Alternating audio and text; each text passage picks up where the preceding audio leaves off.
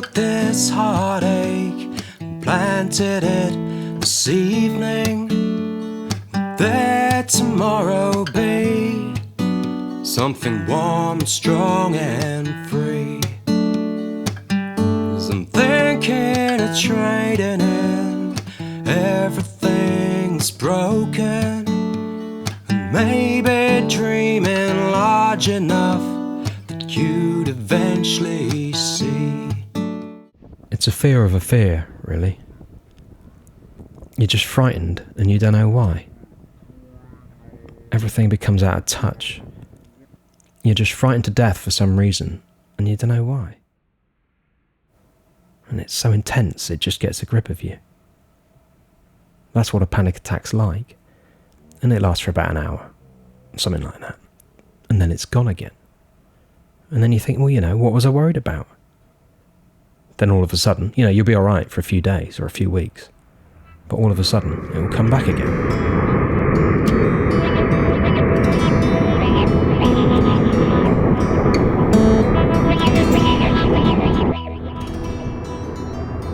I had it in that last half marathon I ran. Not only was I thinking of keeping going, I had to deal with a panic attack as well. So I went 13 miles, and I was in a panic attack all the way around. I got out of it as I finished and had a shower. And as I was in the shower, it just disappeared. I was alright. I can sometimes bring it on, because I get so tensed up about the race, so nervous, that I actually bring an attack on.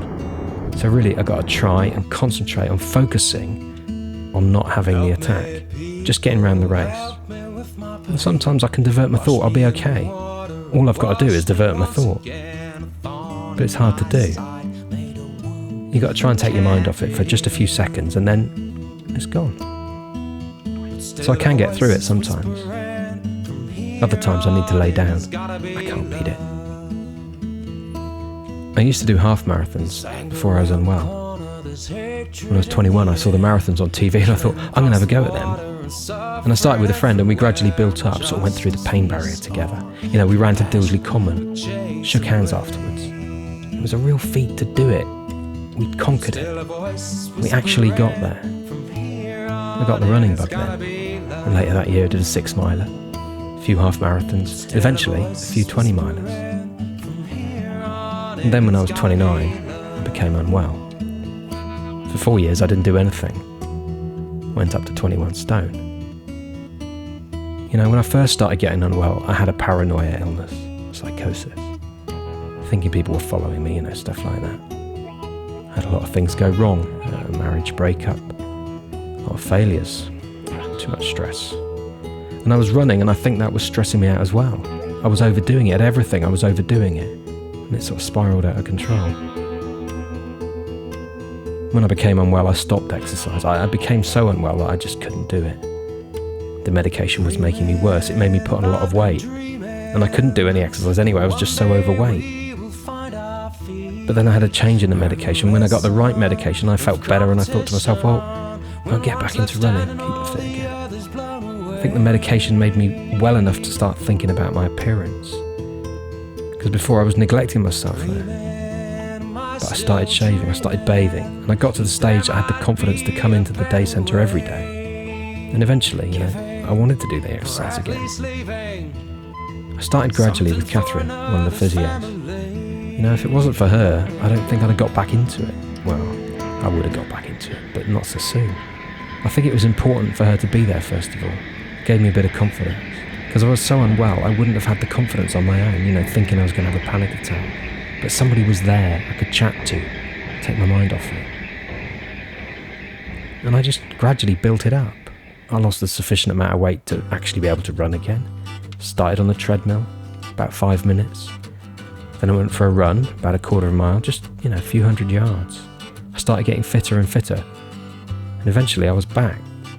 Well, apart from being overweight, I was back to normal again. The first time I was out running again, I felt on top of the world. I was actually back to what I used to be like. It took me nearly 2 years. To get to where I am now, it's taken about 3. I'm so out of condition. 3 years ago, I was walking up Windbridge Fields with Rob and I had to keep laying down. I was so unfit. It's incredible. was so overweight and out of condition I had to lay down a few times, you know. But now I can run up there. Where I had trouble walking up, I can run up it now. Well, I suppose in a way exercise is a bit of a drug. I want to do it to get that good feeling back again. But I think it's better than drinking. You know, when you drink, you live in a dream world. At the end of the day, you've got to come back to reality, haven't you? You know, when you stop drinking. If you're keeping fit, you're not living in a dream world. You're actually feeling better. You know, you're making yourself feel better. And you think more when you're running. You can work things out.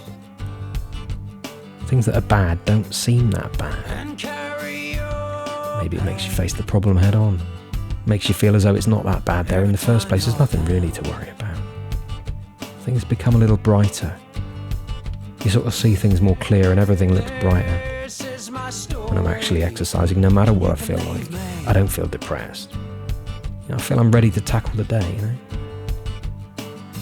I'm nearly 100% now. Just the odd attack every now and again. But other than that, I'm fine. And it just proves one thing, doesn't it? If I can do it, I realise that exercise does help. There's a lot of other people that could do it too. It's just having the right medication, right frame of mind, and exercising.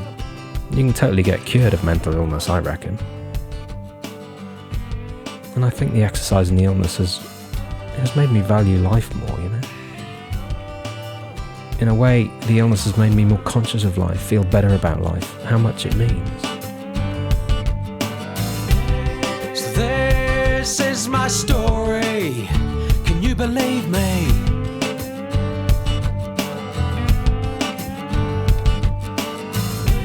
We make the journey. Yeah, we make the journey. We make the journey the way we want it to be.